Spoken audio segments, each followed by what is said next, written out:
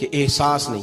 اگر احساس ہونے لگے پھر شوق بیدار ہوتا ہے, پھر انسان کسی کو کچھ دے کے راضی ہوتا ہے. پھر اس کا حضرت حذیفہ بن یمان رضی اللہ تعالیٰ عنہ فرماتے ہیں, یہ حدیث امام غزالی لائے اور اپنی سند کے ساتھ لائے.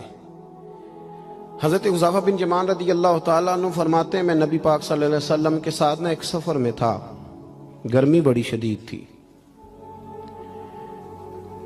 ایک جگہ پہ باغ نظر آیا تو تھوڑا سا سستانے کے لیے سرکار اس باغ کو برکت دینے کے لیے تشریف فرما ہوئے تو سامنے کنواں بھی نظر آیا. تو تبا مبارک چاہی کہ غسل ہی نہ کر لیا جائے. کہتے ہیں حضور سید عالم علیہ السلام کنویں کے قریب چلے گئے غسل فرمانے کے لیے, تو کپڑوں سمیت سرکار غسل فرما رہے تھے. پھر بھی مجھے فرمایا کہ ذرا چادر تان کے نہیں کھڑے ہو جاتے. یہ نا زیادہ شرم والا ہوتا ہے کھلا لباس, اس میں زیادہ احساس ہوتا ہے. یہ گرمیاں آتی ہیں نا تو سمجھدار آدمی بھی خالی بنیان میں گھومنے لگتا ہے, سیاںا بندہ بھی اچھا نہیں لگتا, تہذیب کے مطابق نہیں. ہماری وزاداری جو ہوتی ہے وہ باہر نہیں گھر کے اندر بھی ضروری ہوتی. بیٹیاں ہیں, بہنیں ہیں گھر کے اندر, بڑا اچھا رویہ انسان کا ہو تاکہ خوبصورتیاں اور خوشبوئیں بکھریں. کپڑوں سمیت غسل فرما رہے ہیں اور حضرت حذیفہ بن یمان کہتے ہیں میں چادر تان کے کھڑا ہو گیا. سرکار تھوڑے سے غسل کے بعد فرمانے لگے, حذیفہ گرمی بڑی تھی, نہانے میں بڑی لذت آ رہی ہے. تو میں تھوڑا اور نہ نہاؤں. تو میں نے کہا حضور میری تو نوکری قبول ہو رہی ہے, میرے لیے تو سعادتیں. کہتے ہیں سرکار نے تھوڑا غسل کیا, اب حضور بس کرنے لگے تو میں نے عرض کی, میں نے کہا یا رسول اللہ میری خواہش ہے کہ تھوڑا اور غسل فرمائیں. سرکار نے تھوڑا اور غسل کیا. میں نے کہا حضور اور کریں. کچھ دیر حضور غسل کرتے رہے. تکمیل غسل پر میں بڑا راضی تھا, کلیجہ بڑا ٹھنڈا تھا کہ آج میری خدمت قبول ہوئی, آج میرے حصے میں یہ سعادت آئی. کہتے ہیں جب میں فارغ ہوا نا تو حضور فرمانے لگے چل اب تو بھی غسل کر, تو بھی غسل کر اب. تو میں غسل کرنے لگا تو فرمایا ادھر دیکھنا میری طرف. یہ ہمارے ہاں نا کچھ لوگ بن کے بیٹھ گئے اور انہوں نے سمجھا کہ شاید چونکہ میں لیڈر ہوں, شاید میں سربراہ ہوں اور باقیوں پر لاگو ہے کہ میری گاڑی کے پیچھے دوڑے اور میرے نعرے لگائیں. دیکھو جب انسان انسانوں کے اندر احساس پیدا کرنے کی طرف دیکھے گا تو سب سے پہلے میرے محبوب کی زندگی سے درس حاصل کرے گا. سرور کائنات صلی اللہ علیہ وسلم نے کہا غسل کرو. کہتے ہیں میں غسل کرنے لگا تو محبوب فرمانے لگے چادر مجھے دو, میں تان کے کھڑا ہوتا ہوں. کہتے ہیں میرے تو پیروں تلے زمین نکل گئی. میں نے کہا یا رسول اللہ صلی اللہ علیہ وسلم مہربانی فرمائیں آپ یہ نہ کریں. تو حضور نے فرمایا تو نے کیا نا تو میں کیوں نہ کروں. کہتے ہیں اب حضور نے حکم دیا تو میں نے چادر سرکار کو پیش کر دی. حضور تان کے کھڑے ہو گئے تو میں جلدی سے غسل کر کے فارغ ہو گیا.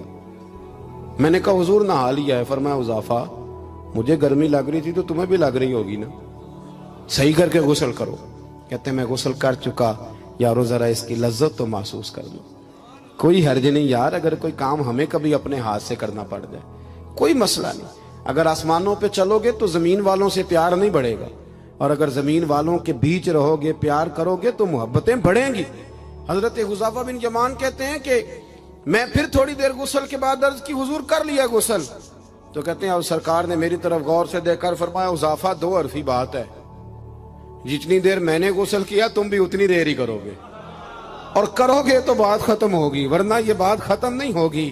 حضرت حذیفہ بن یمان فرماتے میں نہا بھی رہا تھا اور مدینے والے رسول پہ درود و سلام بھی پیش کر رہا تھا. دیکھو اگر یہ شدت آئے نا, دیکھیں میں اکثر دوستوں سے کہا کرتا ہوں کہ میرے جیسے آدمی کو نا بن جاتی ہے عادت سٹیج پہ بیٹھنے کی. آپ یقین کریں بن گئی ہے, مثال نہیں دے رہا, صحیح کہہ رہا ہوں.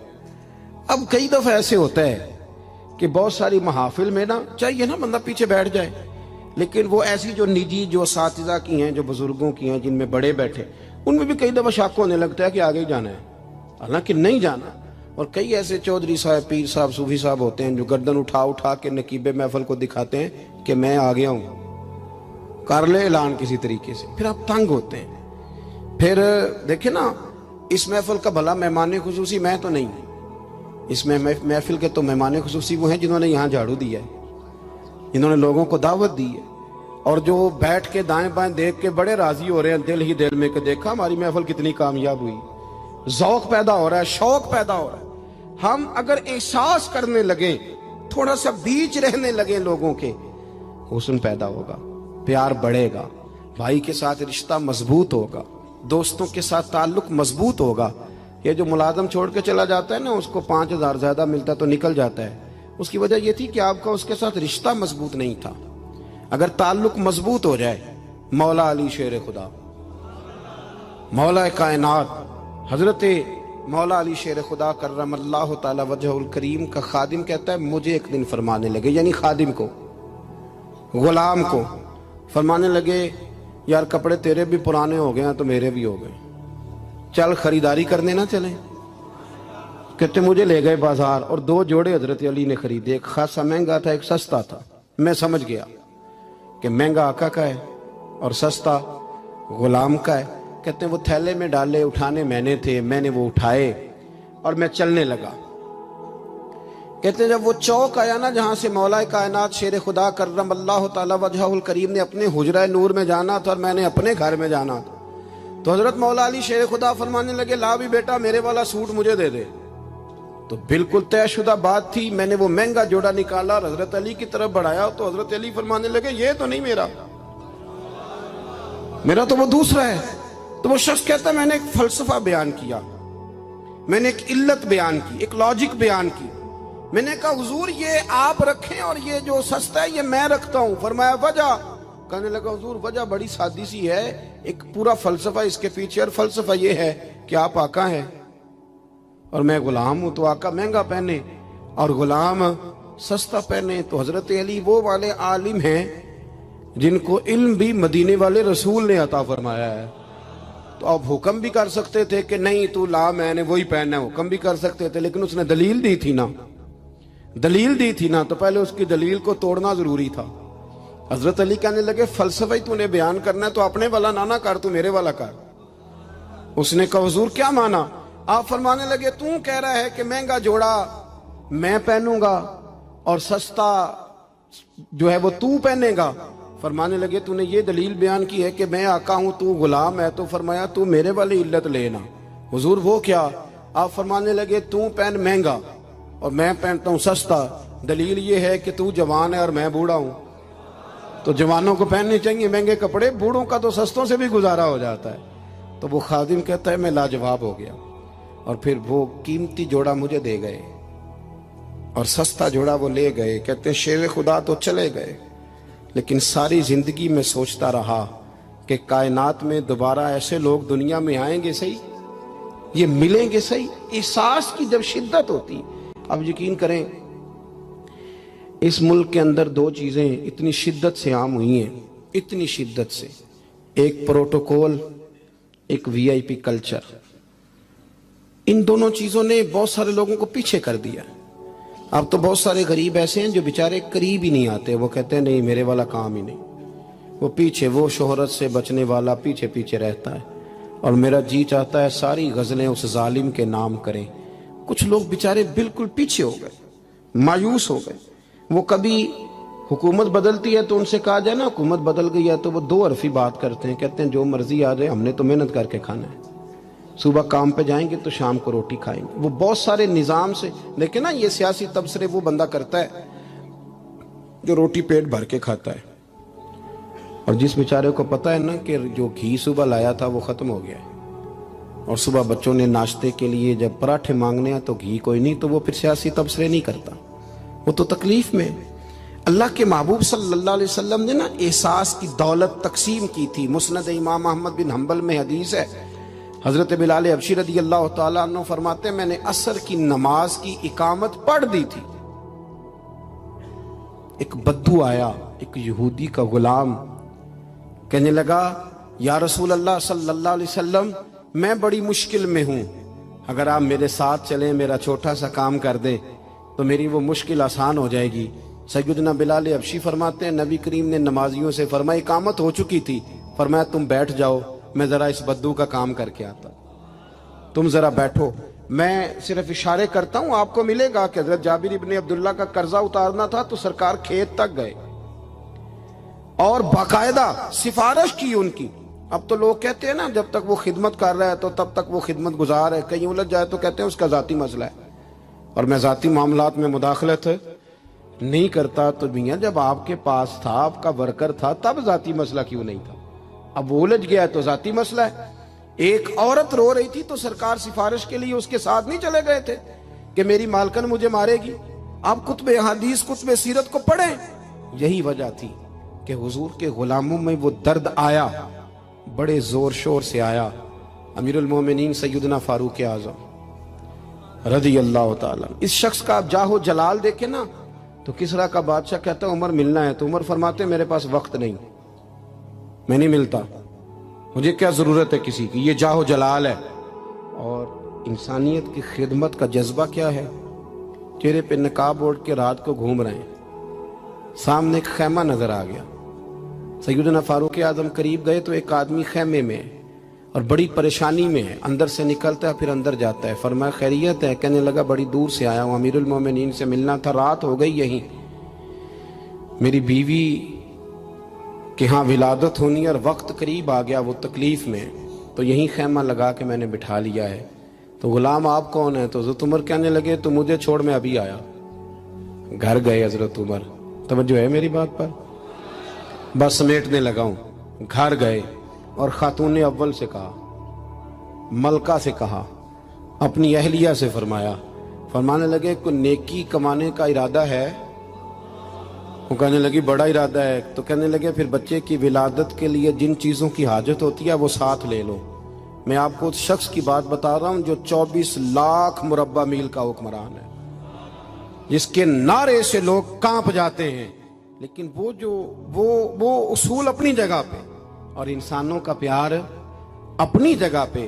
حضرت عمر نے اپنی اہلیہ کو ساتھ لیا، انہوں نے کہا کچھ چنے لے لیں، کچھ جو ہے وہ گھی لے لیں، کچھ سرکہ لے لیں، اور آپ یہ ساری چیزیں ڈال کے تو پکائیں۔ حضرت فاروق اعظم رضی اللہ تعالیٰ عنہ نے چولہا جلایا۔ وہ شخص کہتا جب عمر پھونکے مارتے تھے نا آگ میں تو میں ان کی داڑھی سے دھواں نکلتے دیکھتا تھا۔ حضرت عمر نے چولہا جلایا، اوپر کھانا رکھا، وہ جو کہا تھا وہ آپ کی اہلیہ اندر چلی گئی خاتون کے پاس۔ وہ شخص کہتا میں نے 2-3 دفعہ حضرت عمر کو کام بتایا تو میں نے سمجھا کوئی غلام ہے، امیر المومنین نے ڈیوٹی لگائی ہے کہ رات کو مسافروں کا خیال رکھنا، تو میں انہیں کہتا غلام ادھر آ پانی لے کے آ، تو عمر دوڑے آتے، وہ ڈیوٹی کرتے رہے۔ جب بچے کی ولادت ہو گئی تو اندر سے جناب عمر کی اہلیہ بولی، کہنے لگی امیر المومنین مبارک ہو، اللہ نے آپ کے دوست کو بیٹا دیا ہے۔ وہ شخص کہتا ہے میرے ہاتھ میں پیالہ تھا، دھڑام سے گرا، میں نے تو عمر کا جلال سنا ہوا، میں نے کہا آپ امیر المومنین ہیں، آپ عمر ہیں، آپ کیا خیال ہے آپ کا؟ لوگ باتوں سے بڑے ہوتے، کردار انسان کو بڑا کرتا ہے، کردار اسے زندہ رکھتا ہے، کردار اسے جینے کا ڈھب اور حوصلہ دیتا ہے۔ حضرت فاروق اعظم سے کہنے لگے آپ عمر ہیں؟ جناب فاروق اعظم کہنے لگے ہاں میں عمر ہوں، تمہیں ضرورت کی ساری چیزیں میں نے دے دی ہیں، باقی صبح آنا اور جس کام تم آئے ہو وہ بھی کیا جائے گا۔ اس نے پیر پکڑ لیے، امیر المومنین مجھ سے غلطی ہو گئی۔ فرمایا اٹھ میرے سینے سے لگ، تجھ سے غلطی نہیں ہوئی، تیری وجہ سے اللہ نے مجھے نیکی کمانے کی توفیق عطا کر دی ہے۔ اپنی زندگی میں 3-4 چیزوں کا خاص خیال کریں، عقائد مضبوط رکھیں۔ ہمارے اندر کو آ جاتی ہیں نا کمزوریاں، انسان ہیں، ان کو دور کرنے کے لیے احساس پیدا کریں۔ تیسری بات یہ کہ ایک دوسرے کا دیکھیں نا، اگر میرا نالائق بچہ نہیں پڑھتا تو سارے پیسے اس پر خرچ کرنے کی کیا ضرورت ہے؟ میری بہن کا بچہ جو لائق ہے تو اس پر کیوں نہ پیسے خرچ کر دیے جائیں، ایک لائق آدمی تیار کر لیا جائے۔ احساس پیدا کریں گے، تھوڑا تھوڑا آگے بڑھیں گے تو آپ دیکھیں گے معاشرے کے اندر کس تیزی کے ساتھ لوگوں کے مسائل میں کمی آتی ہے اور خیر تقسیم ہوتی ہے۔ میں دعا کرتا ہوں جو میں نے کہا میرا مالک اسے قبول فرمائے۔ گفتگو کے دوران عمدن سہون جہاں بھول گئے اللہ ہم سے درگزر فرمائے۔ مسلسل سفر کرتے رہتے ہیں تو پھر یہ ہے کہ سفر ہی چلتا رہتا ہے۔ صبح 11 بجے کے نکلے ہوئے ہیں، اللہ تعالیٰ آپ کو جزائے خیر دے۔ جب آپ ملنے کے لیے آتے ہیں تو کئی دفعہ وہ اتنی شدت ہو جاتی ہے کہ بعض لوگوں کو تکلیف پہنچتی ہے۔ اسی پر انشاءاللہ اجازت لیں گے، اللہ نے موقع دیا پھر ملاقات ہوگی۔ آخر دعوانا ان الحمدللہ رب العالمین۔ اللہم صلی علی سیدنا مولانا محمد معدن الجود والکرم وآلہ وبارک وسلم۔ ربنا آتنا فی الدنیا حسنۃ وفی الآخرۃ حسنۃ وقنا عذاب النار۔ مالک جن دوستوں نے اتنا خوبصورت اہتمام کیا ان کی کوشش کو قبول فرما، ہم جتنے یہاں حاضر ہوئے ہیں ہماری حاضری کو مستجاب فرما۔ اے مالک کریم امت مسلمہ کے حق میں رحمت والے فیصلے فرما۔ اللہ برما کے مجبوروں کی مدد فرما، کشمیر اور فلسطین کے مظلوموں کی مدد فرما۔ مالک کریم پاکستان کو نظام مصطفیٰ صلی اللہ علیہ وسلم کا بنا۔ اے اللہ ہمارے گناہوں کو معاف فرما، ہماری غلطیوں سے درگزر فرما، علم نافع عمل صالح کی توفیق عطا فرما، مسجد کا پیار عطا فرما، قرآن پاک سے محبت عطا فرما، دروازہ رسول صلی اللہ علیہ وسلم کی سچی گدائی اور غلامی نصیب فرما۔ مالک ہمارے بیماروں کو شفا دے دے، مقروضوں کو بارے قرض سے رہائی عطا فرما دے، جو تنگ دست ہیں انہیں وسعت رزق دے دے، بے اولادوں کو اولاد صالح عطا فرما۔ مالک کریم جو لوگ دنیا سے چلے گئے ان کی کامل مغفرت فرما، ہم جو موجود ہیں ہمیں توبہ کی توفیق عطا فرما، ہم سب کا خاتمہ بالخیر بالایمان فرما۔ اللہم انا نسألک العفو والعافیۃ فی الدین والدنیا والآخرہ، رب اغفر وارحم وانت خیر الراحمین، وصلی اللہ تعالی علی